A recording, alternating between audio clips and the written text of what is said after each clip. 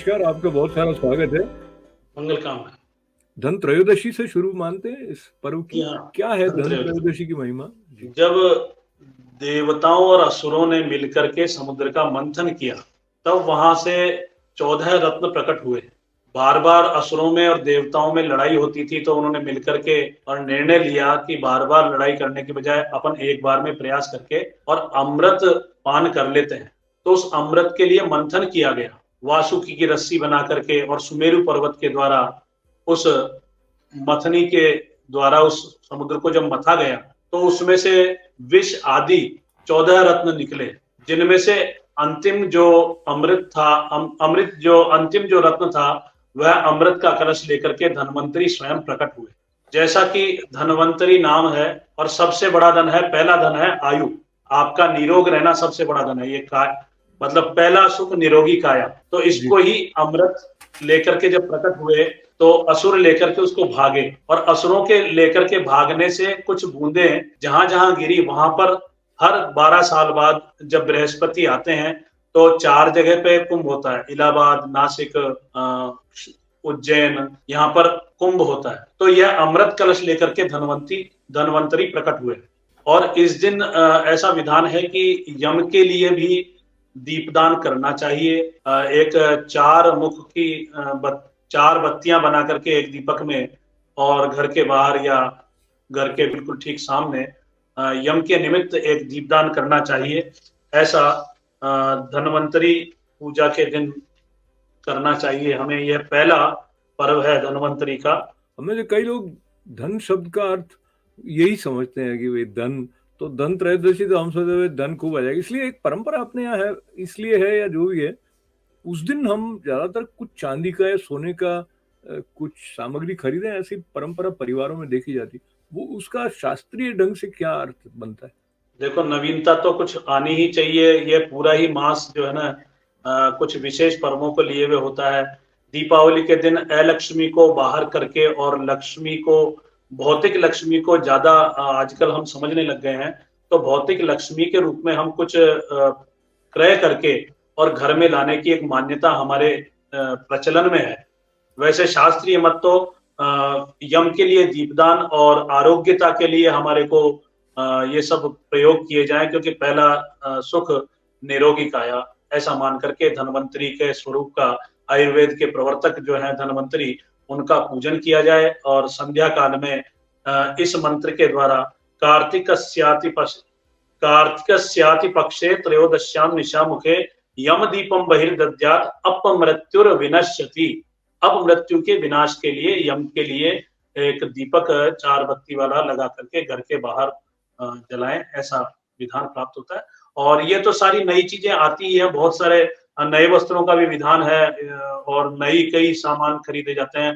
दीपावली को नई नई सजावट होती है, नए नए सामान, वस्तुएं। हम केवल धन ही नहीं, केवल बर्तन ही नहीं, केवल सोना चांदी नहीं, मेरे ख्याल से हर चीज नई एक करने का प्रयास करते हैं, क्योंकि यहाँ पे नवीनता उत्पन्न हुई है अभी हमारे अंदर। हम अभी नवरात्रियों को पार करके आए हैं, तो सब कुछ नवीनता यहाँ पर उत्पन्न हो रही है। नया शस्य उत्पन्न होगा जी, नया नया फसल आएगी। ये सब अभी समझाएंगे, अभी परिचर्चा में आएंगे। सब नवीनता बिल्कुल यहाँ पे तैयार होने वाली है। इसलिए तो बिल्कुल नवीनता के लिए हमें भी तैयार होना चाहिए, उसका स्वागत करने के लिए। उसी दिशा में पंडित हेरम्ब स्वरूप जी के साथ जो ये चर्चा चल रही है, तो इसमें हम सबको अच्छा लगता है सुंदरता हो।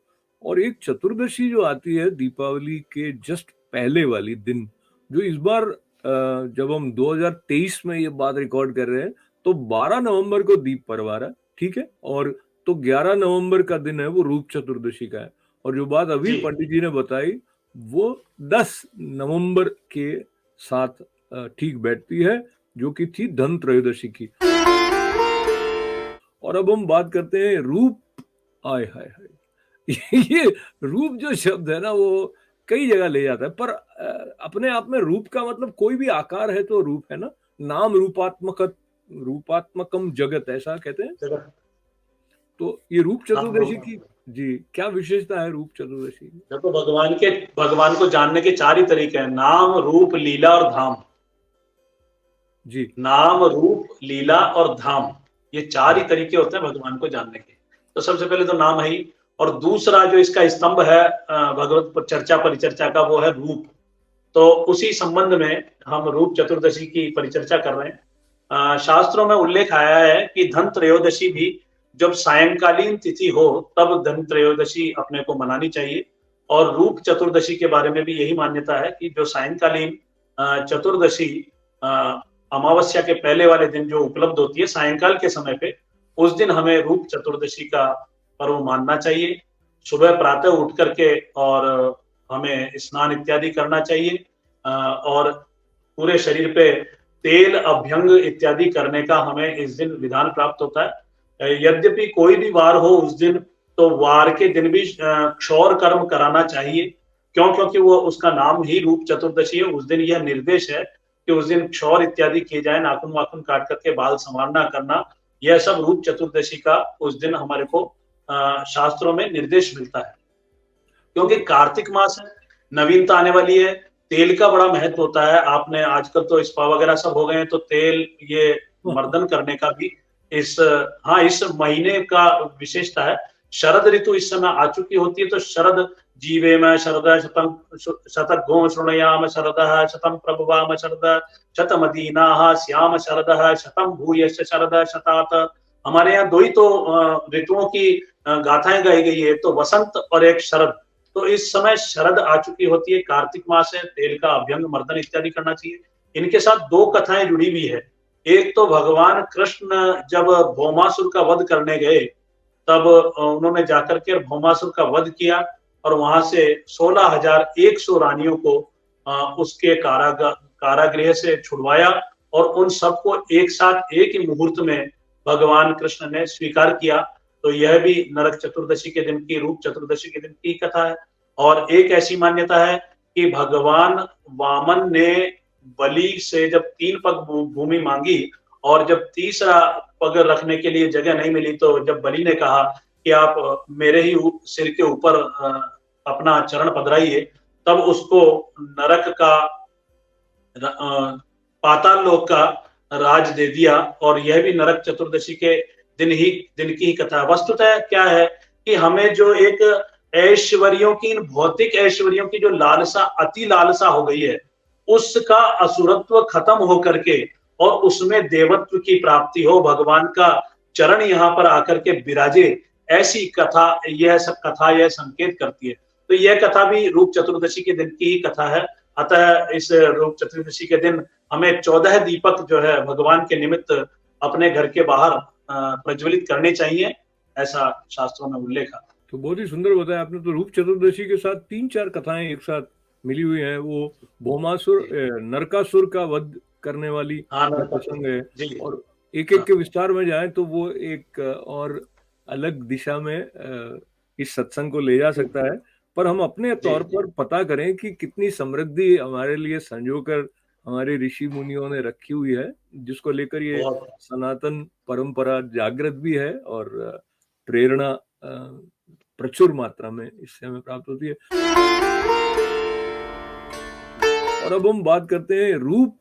आय हाय हाय ये रूप जो शब्द है ना, वो कई जगह ले जाता है, पर अपने आप में रूप का मतलब कोई भी आकार है तो रूप है ना, रूपात्मकम जगत, ऐसा कहते हैं। तो ये रूप चतुर्दशी की जी क्या विशेषता है रूप चतुर्दशी? देखो, भगवान को जानने के 4 ही तरीके हैं: नाम, रूप, लीला और धाम। जी, नाम, रूप, लीला और धाम, ये 4 ही तरीके होते हैं भगवान को जानने के। तो सबसे पहले तो नाम है ही, और दूसरा जो इसका स्तंभ है भगवत चर्चा परिचर्चा का, वो है रूप। तो उसी संबंध में हम रूप चतुर्दशी की परिचर्चा कर रहे हैं। शास्त्रों में उल्लेख आया है कि धन त्रयोदशी भी जब सायंकालीन तिथि हो तब धन त्रयोदशी अपने को मनानी चाहिए। और रूप चतुर्दशी के बारे में भी यही मान्यता है कि जो सायंकालीन चतुर्दशी अमावस्या के पहले वाले दिन जो उपलब्ध होती है सायंकाल के समय पे, उस दिन हमें रूप चतुर्दशी का पर्व मानना चाहिए। सुबह प्रातः उठ करके और हमें स्नान इत्यादि करना चाहिए और पूरे शरीर पे तेल अभ्यंग इत्यादि करने का हमें इस दिन विधान प्राप्त होता है। यद्यपि कोई भी वार हो उस दिन, तो वार के दिन भी क्षौर कर्म कराना चाहिए। क्योंकि वो उसका नाम ही रूप चतुर्दशी है। उस दिन यह निर्देश है कि उस दिन क्षौर इत्यादि किए जाए, नाखून वाखून काट करके बाल संवारना करना, यह सब रूप चतुर्दशी का उस दिन हमारे को शास्त्रों में निर्देश मिलता है। क्योंकि तो कार्तिक मास है, नवीनता आने वाली है, तेल का बड़ा महत्व होता है। आपने आजकल तो स्पा वगैरह सब हो गए हैं, तो तेल ये मर्दन करने का भी इस हाँ इस महीने का विशेषता है। शरद ऋतु इस समय आ चुकी होती है, तो शरद जीवे में शरद शतम शतक गो शृणुयाम शरद शतम प्रभवाम शरद शतमदीना श्याम शरद शतम भूयश्च शरद शतात। हमारे यहाँ दो ही तो ऋतुओं की गाथाएं गाई गई है, एक तो वसंत और एक शरद। तो इस समय शरद आ चुकी होती है, कार्तिक मास है, तेल का अभ्यंग मर्दन इत्यादि करना चाहिए। इनके साथ दो कथाएं जुड़ी हुई है। एक तो भगवान कृष्ण जब भौमासुर का वध करने गए, तब उन्होंने जाकर के भौमासुर का वध किया और वहां से 16,100 रानियों को उसके कारागृह से छुड़वाया और उन सबको एक साथ एक ही मुहूर्त में भगवान कृष्ण ने स्वीकार किया। तो यह भी नरक चतुर्दशी के दिन की, रूप चतुर्दशी के दिन की कथा है। और एक ऐसी मान्यता है कि भगवान वामन ने बलि से जब 3 पग भूमि मांगी और जब तीसरा पग रखने के लिए जगह नहीं मिली, तो जब बलि ने कहा कि आप मेरे ही सिर के ऊपर अपना चरण पधराइए, तब उसको नरक का पाताल लोक का राज दे दिया। और यह भी नरक चतुर्दशी के दिन की ही कथा। वस्तुतः क्या है कि हमें जो एक ऐश्वर्यों की, इन भौतिक ऐश्वर्यों की जो लालसा, अति लालसा हो गई है, उसका असुरत्व खत्म हो करके और उसमें देवत्व की प्राप्ति हो, भगवान का चरण यहाँ पर आकर के विराजे, ऐसी कथा, यह सब कथा यह संकेत करती है। तो यह कथा भी रूप चतुर्दशी के दिन की ही कथा है। अतः इस रूप चतुर्दशी के दिन हमें 14 दीपक जो है भगवान के निमित्त अपने घर के बाहर प्रज्वलित करने चाहिए, ऐसा शास्त्रों में उल्लेख है। तो बहुत ही सुंदर बताया आपने। तो रूप चतुर्दशी के साथ 3-4 कथाएं एक साथ मिली हुई हैं। वो भौमासुर, नरकासुर का वध करने वाली प्रसंग है, और एक एक के विस्तार में जाए तो वो एक और अलग दिशा में इस सत्संग को ले जा सकता है। पर हम अपने तौर पर पता करें कि कितनी समृद्धि हमारे लिए संजोकर हमारे ऋषि मुनियों ने रखी हुई है, जिसको लेकर ये सनातन परंपरा जागृत भी है और प्रेरणा प्रचुर मात्रा में इससे हमें प्राप्त होती है। अब हम आ जाते हैं मुख्य दिवस की तरफ, जो कि फेस्टिवल ऑफ लाइट कह दीजिए, दीप पर्व कह दीजिए, दीपमाला। इसके बारे में थोड़ा विस्तार से दोनों दृष्टि से बताइए। एक तो इसकी महिमा और इसको कैसे मनाना चाहिए। देखिए, दीपावली का जो पर्व है, दीप और अवली, अवली कहते हैं पंक्ति को और दीप कहते हैं दीपकों को। तो दीपावली शब्द हमें मिलता है, जैसा कि आपने अभी देखा कि यह एक पर्वों की श्रृंखला है। और पर्वों की श्रृंखला से पहले भी मैं आपको एक छोटी सी बात बताना चाहूंगा कि हमारे यहाँ सनातन धर्म में 4 मुख्य पर्व हैं। पहला है श्रावणी पर्व, रक्षाबंधन। दूसरा है विजयादशमी। तीसरा है दीपावली, लक्ष्मी पूजन। और चौथा है होलिका। और दुर्गा पाठ के अंदर भी आया है, आपने सुना होगा, काल रात्रिर महारात्रिर मोह रात्रिश्च दारुणा त्वम श्रीस्तम ईश्वरीस्तम ह्रीस्तम बुद्धिर्बोध लक्षणा। तो काल रात्रि दीपावली की रात्रि को कहा गया है, काल रात्रि, महारात्रि महाशिवरात्रि को कहा गया है, मोह रात्रि जन्माष्टमी को कहा गया है, और दारुणा होलिका की रात्रि को कहा गया है। ऐसे 4 रात्रियां भी प्रमुख हैं और 4 पर्व भी प्रमुख हैं, जिनमें श्रावणी, विजयादशमी और दीपावली और होलिका। अब ये चारों वर्ण जो है, चारों वर्णों के त्योहार है वस्तुतः। अब मनाते तो सभी हैं, लेकिन जैसे मुख्य भार, जैसे तीनों आश्रमों का मुख्य भार जैसे गृहस्थ पे होता है, उसी तरह तीनों वर्णों का भार भी देखा जाए तो वैश्य वर्ग के ऊपर ही होता है। इसीलिए सभी मिलकर के मनाते हैं। इसका मतलब ये नहीं कि दूसरे नहीं मना सकते हैं। जैसे कि एक शरीर में सभी अंगों की अपनी अपनी प्रमुखता होती है, ये नहीं कि केवल मुख ही है तो मुख का काम है, सब मिलकर के एक शरीर बनता है। तो सभी वर्णों के द्वारा मनाया जाता है, लेकिन वैश्य वर्ग के लिए विशेष यह पर्व उत्सव की श्रृंखला इस दिन होती है। इसको एक कौमुदी महोत्सव के रूप में भी मनाया जाता है। पहले ऐसे शब्द मिले हैं जिनको कौमुदी महोत्सव के नाम से यह पंच पर्वीय श्रृंखला इस दिन मनाई जाती थी। इसमें बहुत सी विचित्र बातें भी जुड़ी हुई हैं, जैसे द्यूत क्रीड़ा भी इसमें जुड़ी हुई है और पान क्रीड़ा, द्यूत करना, पान करना, ऐसी क्रीड़ाएं भी, ऐसे भी इसमें प्रसंग जुड़े हुए रहते हैं। और एक और बात है कि राम जी के राज्याभिषेक के बाद में नगर को जब साज सज्जा की गई, उस दृष्टिकोण से भी है।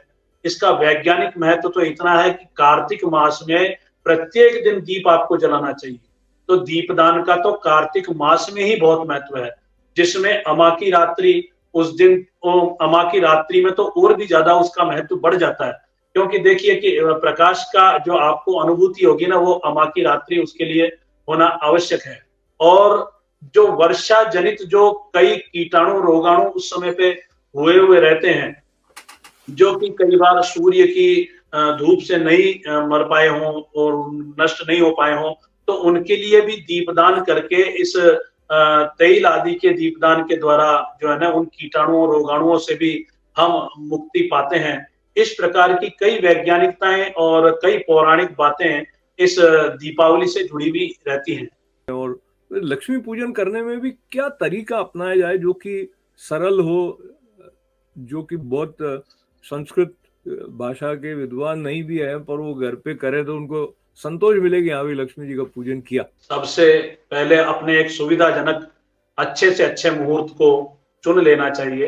अपनी कार्यशालाएं हैं, वहां पर अपन दिन में जैसे भी अपने उन ग्राहकों से अपने को समय मिले, उस समय का एक निर्णय करके किसी विद्वान से पूछ करके, प्रदोष काल और वृषभ लग्न सबसे उत्तम बताया गया है।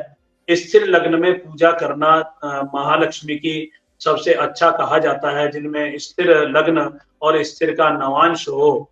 जैसा कि इस 12 नवंबर 2023 को 6 बजे से लेकर 5:52 से लेकर के और 6:19 तक यह प्रदोष काल का विशेष समय रहेगा, वह उत्तम समय है। और रात्रि काल में भी जब मध्य रात्रि के लगभग सिंह लग्न आता है, वह भी स्थिर लग्न है, और प्रदोष काल में वृषभ लग्न है, यह भी स्थिर लग्न है। तो इस प्रकार स्थिर लग्न में पूजा भगवती की करनी चाहिए। इसके लिए बहुत ही सरल सी विधि अपने रखनी चाहिए। सबसे पहले तो अपने भाव से पूजा, आनंद से पूजा हो, ऐसा भाव करके एक चौकी के ऊपर वही लाल वस्त्र लगा करके और माता जी के लिए एक आसन बना करके अक्षत के पुंज का अक्षतों के द्वारा अष्टदल बना करके और स्वस्तिक बना करके उस पे गणेश, लक्ष्मी, सरस्वती इनको विराजमान करें। वणिक वर्ग हैं, वो सब जानते हैं कि इस दिन नई कलम, दवात और बही खाते की पूजन भी होती है और कुबेर के स्थान की पूजन भी होती है, जिसमें वो तिजोरी या गल्ला जिसको बोलते हैं, उसकी भी पूजन होती है। और वस्तुतः दुकान पर या व्यापार में जो हमारे यंत्र काम में आते हैं, उन यंत्रों की भी, जैसे तुला की पूजन भी उस दिन होती है, और भी कोई यंत्र आपके काम में आते हों व्यापार में, तो उन सब की भी पूजा की जाती है। इसके लिए सबसे पहले लाल वस्त्र बिछा करके भगवती का आसन, चित्रपट रख करके और भगवती का आवाहन करना चाहिए। आप लोगों को श्लोक आता हो तो ठीक है, नहीं तो केवल एक मंत्र ओम महालक्ष्मी नमः, इससे आप सब चीजें धीरे धीरे करके चढ़ा सकते हैं। महालक्ष्मी नमः आवाहयामि स्थापयामि, ओम महालक्ष्मी नमः स्नानियम जलम समर्पयामि, यह नाम मंत्र कहलाता है। और भगवती का ध्यान करें, या श्री स्वयं सुकृतिनाम भवनेश्वलक्ष्मी पापात्मनां कृतधियां हृदयेषु बुद्धि श्रद्धा सतां कुलजना प्रभवस्य लज्जा तां त्वां नतः स्म परिपालय देवी विश्वम्। ध्यान करें, भगवती को वस्त्र, गंध, अक्षत, पुष्प, लाल कलर के पुष्प, और यदि हो सके आपके पास एक भगवती की अंग पूजा, 8 लक्ष्मियों की पूजा, अष्ट लक्ष्मी का पूजन और उनकी सिद्धियों का, नवनिधियों का पूजन आप कर सकें तो उस पूजन को करने का प्रयास करें। नहीं तो आप अक्षत पुष्प, गंध अक्षत पुष्प और भरपूर नैवेद्य, सूखे मेवे इत्यादि लगा करके और भगवती के सामने प्रस्तुत करें, धूप दीप से भगवती का पूजन करें और उसके बाद पुष्पांजलि करें, कमल पुष्प चढ़ाएं, भगवती को लाल प्रकार के पुष्प चढ़ाएं और अपनी समृद्धि की कामना करें। उसके बाद में कुछ भौतिक आध्यात्मिक तीनों तरह की देखो एक साथ पूजा होती है हमारे यहाँ पे। भौतिक रूप में कुछ सिक्के चांदी के ये रख लिए जाते हैं और तीनों शक्तियां एक साथ है, महाकाली, महालक्ष्मी, माँ सरस्वती। काली के रूप में दवात और कलम का हम पूजन करते हैं, सरस्वती के रूप में बही खातों का, नई एक रजिस्टर का हम पूजन करते हैं और लक्ष्मी के रूप में चांदी के सोने के जो सिक्के हम लेकर के आए हुए होते हैं उनका हम नवीनता से पूजन करते हैं और उस प्रकार प्रार्थना करके भगवती की आरती करें। और दीप मालिका में विशेष एक लाजा आती है जिसको धान सिका हुआ जो धान होता है ना उसको लाजा बोलते हैं, खील भी बोलते हैं लोग बाग, खील और गिंदोड़े जिसको बोलते हैं, जो चीनी के जो आकार बने हुए जो कई प्रकार के खिलौने होते हैं चीनी के बनाए जाते हैं, पताशे, गिंदोड़े आदि, उनका भोग जो है ना दीप मालिका में पूजन करके, दीप मालिका सायंकाल के बाद जब जलाई जाती है तो उसमें पूजा करके और खील और मखानों को थोड़ा थोड़ा सा भोग प्रसाद लगा करके और सारे घर में असंख्य दीपक आप जला सकते हैं। इस प्रकार दीपावली की पूजन करनी चाहिए आपको। भाई वाह, बहुत ही सुंदर आपने बता दिया। और ऐसा लगता है कि दीप पर्व की बधाइयां सबको एक बार फिर से दे दी जाए। बाकायदा ये सब श्रवण करते हुए लग रहा था कि हम दीपोत्सव के मांगलिक काल खंड में प्रवेश कर गए हैं। पर इसके साथ साथ ये जो अन्नकूट की जो परंपरा है उसके दूसरे दिन ही होती है ना हरिम जी? जी, वैसे जब इंद्र की पूजा के लिए माँ यशोमती पकवान बना रही थी तो भगवान कृष्ण ने कहा कि यह पकवान क्यों बनाए जा रहे हैं, तो उन्होंने कहा कि इंद्र की पूजा होगी। बोले क्यों इंद्र की? बोले इंद्र हमें जल बरसाते हैं। तो भगवान ने कहा कि अगर कोई एक जना नहीं लगाएगा तो क्या उसके खेत में नहीं बरसेगा?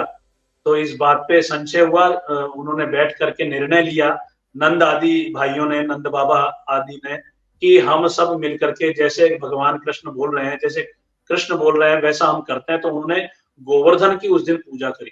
उससे इंद्र कुपित हुए, उन्होंने 7 दिन तक लगातार ब्रजमंडल पे बहुत मूसलाधार वर्षा करी और उस वर्षा से बचाने के लिए भगवान कृष्ण ने गोवर्धन पर्वत को धारण किया और सब ब्रजमंडल उसके नीचे आकर के 7 दिन तक रहा और शेष भगवान ने उस एक परिधि बना ली उसके चारों तरफ, जिससे कि जल अंदर नहीं आए और भगवान कृष्ण का सुदर्शन बाकी जो 1-2 बूंद पड़ गई थी उसको भी सुखा दिया। और अगस्त जी जो रामावतार में जिन्होंने एक बार सीता जी ने भोजन कराया था, आपने यदि कथा श्रवण करी हो तो उस समय जलपान नहीं किया था उन्होंने और तब राम जी ने इशारों इशारों में कह दिया था कि आपको जलपान हम आपको अगले द्वापर में कराएंगे। तो द्वापर के समय यहाँ पर जब वो जल वृष्टि इंद्र ने करी तो उस जल को सारे को अगस्त जी पीते रहे। इस प्रकार यह कथा प्रसंग प्राप्त होती है। वस्तुतः अन्नकूट है क्या? अन्न का कोना, कूट कहते हैं कोणे को। अब क्या है कि पिछला जो भी शस्य था हमारा, जितनी भी फसल थी उसका एक समापन का समय लगभग यहाँ पर आ चुका होता है और एक नई फसल की तैयारी हम यहाँ से सर्दी की फसल की तैयारी हम यहाँ से कर रहे होते हैं। तो अभी तक जो भी चौमासे का जो भी चातुर्मास का जो भी उत्पन्न अनाज धान्य बाजरा है और शस्य नए आए हैं, ये सब जो है ना हमें यहाँ उपलब्ध हुए हैं, तो हम भगवान को पहले निवेदित करके तुम ही निवेदित भोजन करही और उस प्रसाद को हम पाएंगे। इस प्रकार अन्नकूट, और जब वहां पर पहली बार जब हुआ तो वहां भी गोवर्धन भगवान के लिए भगवान कृष्ण ने कहा कि मेरे देवता तो केवल भोग प्रिय है, तो भोग लगाओ इनके लिए, जो भी बना करके ले चलो, सब बना करके ले चलो। तो कड़ी चावल, बाजरा, मूंग, चौड़े, मूली, कई प्रकार के शाक, नमकीन, मिष्ठान, कई तरह के बना करके वहां पर 56 भोग भगवान ने गोवर्धन जी को धराया गया और तब से ही गोवर्धन पूजा का बड़ा महत्व है। बहुत ही सुंदर आपने बताया, एकदम ऐसा दर्शन होने लग गए जैसे गोवर्धन पूजन के समय में सब ब्रजवासी वहां पहुंच गए थे और उन्होंने स्वयं वो स्वरूप में प्रकट होकर ग्रहण किया था, इस प्रकार का। तो ये जो पर्व है वो हमारी विरासत के साथ हमको जोड़ने का एक बड़ा पुनीत अवसर लेकर आते हैं।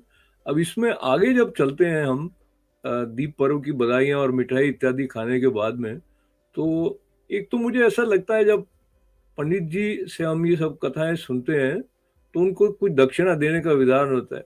तो अभी चूँकि डिजिटल काम चल रहा है, तो फिलहाल आप क्या है, ये जब समापन हो जाए, तो लाइक करें, शेयर करें इत्यादि, वो भी फिलहाल के लिए दक्षिणा, और बाकी का कार्य आगे प्रभु की कृपा से होता रहे। लेकिन अब हम दूसरे दिन पहुँच गए हैं, तो अन्नकूट के दिन घर पे कुछ करना चाहिए या दर्शन करने जाएँ वो पर्याप्त है? अन्नकूट के दिन वस्तुतः नए धान्य का तो पूजन करना ही चाहिए, नया धान्य भगवान को भोग धराना चाहिए। वस्तुतः गोवर्धन है क्या? गोवर्धन हमारी प्रकृति से जुड़ने की एक पूजा है। हमारे यहाँ पर, हमारे आंचल में अभी भी गौ माता के गोबर से गोवर्धन जी बनाए जाते हैं, क्योंकि प्रत्येक व्यक्ति गोवर्धन जाकर के ब्रजमंडल में परिक्रमा करे, यह संभव हो नहीं हो, तो आप जहां भी हो गोबर से गोवर्धन जी का स्वरूप बना करके, चतुर्भुज गोवर्धन का स्वरूप बना करके उनके मुख अरविंद में थोड़ा दूध भर के और कई प्रकार के मिष्ठान्न का भोग लगा करके, ये गो कौन है? इस गौ से ही, because cow is the source of nectar, तो क्योंकि ये गाय ही है जो अमृत को देती है। माता रुद्राणाम दुहिता वसुनाम स्वसा आदित्यानाम अमृतस्य नाभि, अमृतस्य नाभि, ऐसे मंत्र आते हैं गौ माता के लिए। तो गो का वर्धन होना चाहिए, गो का वर्धन होना चाहिए। अब ये गो वस्तुतः कौन है? यह सूर्य से जो किरणें चल रही है, ये भी गो है, उनको भी गो कहा जाता है। गो नाम इंद्रिय का भी है, गो नाम किरणों का भी है, गो नाम गौ का भी है। और तीनों की कुछ न कुछ समानता है। किरणों में भी गौ है, हमारी इंद्रियों में भी गौ है। गौ चलती है, इंद्रियां भी चलती है, तो इनका वर्धन होना चाहिए, संवर्धन होना चाहिए। इनको नष्ट नहीं करना है, इंद्रियों को व्यर्थ में नष्ट नहीं करना है, उन किरणों को व्यर्थ में नष्ट नहीं करना है। और इन्हीं गौ के संवर्धन से ही गोत्र की वृद्धि होती है, इसलिए गोवर्धन का बड़ा महत्व है। इसलिए क्या बात! गोवर्धन को समझ करके और गोवर्धन का भाव करते हुए पूजन करनी चाहिए। और गौ के दूध दही की तो महिमा आप इस कार्तिक मास में पूछ ही नहीं सकते, क्योंकि गाय के दूध की दही की महिमा तो जितना शीतकाल आता जाएगा ना, तो गौ घृत, गौ दुग्ध, गौ दधी, इनकी जो है ना बहुत ज्यादा पौष्टिकता इस शरद काल में आपको रहती है, और आपको ये पाना चाहिए, प्राशन करना चाहिए, जिससे आपकी पौष्टिकता निरंतर बढ़ती है। तो बहुत ही सुंदर। और ये अब पंच दिवसीय पर्व की जो हम चर्चा कर रहे थे, तो इसमें और यम द्वितीया में यम शब्द जुड़ा हुआ है, उसको लेकर हमें डर लगना चाहिए या उसमें यम के भय से मुक्त होने का कुछ संकेत है? थोड़ा बताइए। डरना नहीं चाहिए। क्यों? क्योंकि नियम में यम है। नियम करने आपको, तो यम से डर नहीं लगेगा। जो नियम से रहता है उसको यम से डर नहीं लगता। बहुत सुंदर जी। तो नियम से रहने की ही परंपराएं हमारे सनातन धर्म में, इन पर्वों में किसी न किसी कथाओं के माध्यम से, किसी न किसी वैज्ञानिकता के माध्यम से छुपी रहती है। आज के दिवस ऐसा कहते हैं कि व्यक्ति को अपने घर पे भोजन नहीं करना चाहिए, अपनी बहन के घर जाकर के और उसे भोजन करना चाहिए। यम और यमुना जो है सूर्य के पुत्र और पुत्री हैं।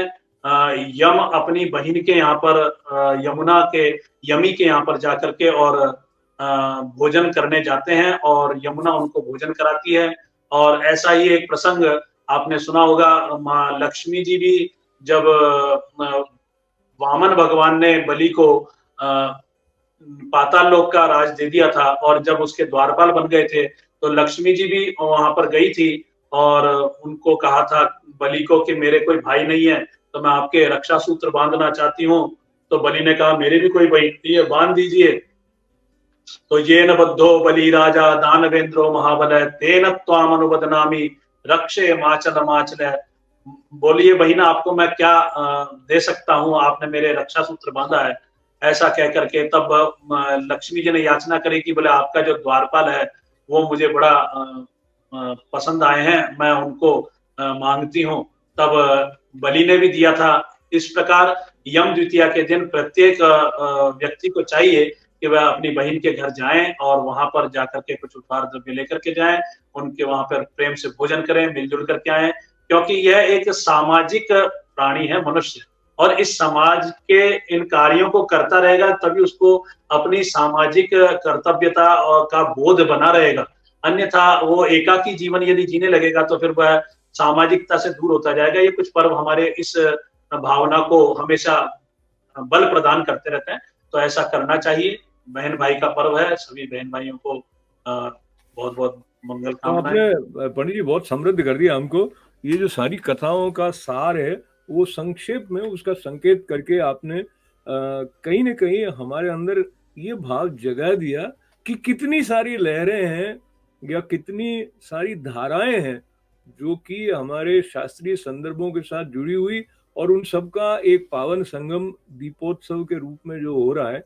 अब चलते चलते, जैसे कि पहले आपसे ये वादा ले लिया गया था कि आप श्री सूक्त का पाठ करेंगे, तो उसकी तरफ जी, चलते हैं। भगवती महालक्ष्मी को प्रणाम। ध्यान करेंगे, पहले ध्यान सुनेंगे।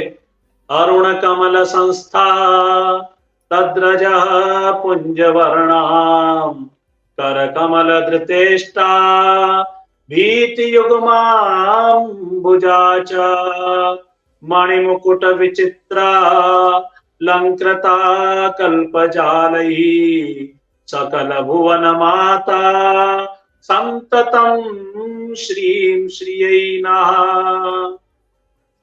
आइए हम भगवती महालक्ष्मी की प्रसन्नता के लिए श्री सूक्त का पाठ ऋग्वेद परिशिष्ट भाग से हम कर रहे हैं।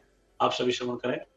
ओम हिरण्यवर्णाम हरिणीम सुवर्णार्तसृजाम चंद्राम हिरण्यमयीं लक्ष्मीं जातवेदो आवह ताम आवह जातवेदो लक्ष्मी मनपगामिनीं यस्यां हिरण्यं विद्येयं गामश्वं पुरुषानहम् अश्वपूर्वां रथमद्यां हस्तिनाद प्रबोधिनीं श्रियं देवीमुपह्वये श्रीरमा देवी जुषतां कांसोस्मितां हिरण्यप्राकाराम् आर्द्रां ज्वलन्तीं तृप्तां तर्पयन्तीं पद्मे स्थितां पद्मवर्णां तामयोपह्वये श्रियं चन्द्रां प्रभासां यशतां ज्वलन्तीं श्रियं लोके देवजुष्टामुदारां तां पद्मनीमीं शरणमहं प्रपद्ये।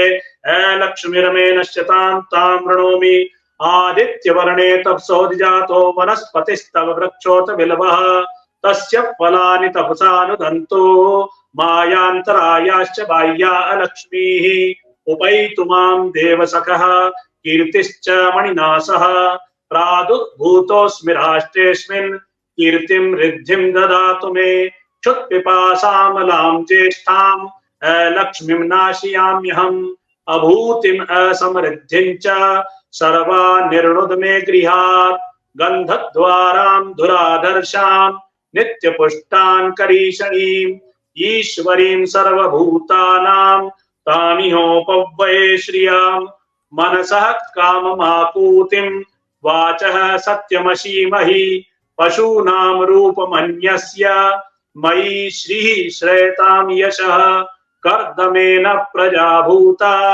मयि संभव कर्दम श्रियं वासय मे कुले मातरं पद्ममालिनीम् आपः सृजन्तु स्निग्धानि चिक्लीतवस मे गृहे निच देवीं मातरं श्रियं वासय मे कुले आर्द्रां पुष्करणीं पुष्टिं पिंगलां पद्ममालिनीं चंद्रां हिरण्यमयीं लक्ष्मीं जातवेदो महावः आर्द्रां यः करणीं यष्टिं सुवर्णां हेममालिनीं सूर्यां हिरण्यमयीं लक्ष्मीं जातवेदो महावः तां महावः जातवेदो लक्ष्मीं मिलनपगामिनीं यस्यां हिरण्यं प्रभूतं गावो दास्योशवान् विन्देयं पुरुषानहम् यः शुचि प्रयतो भूत्वा जुहुयाद्दाज्यमनवहम् सूक्तं पञ्चदश च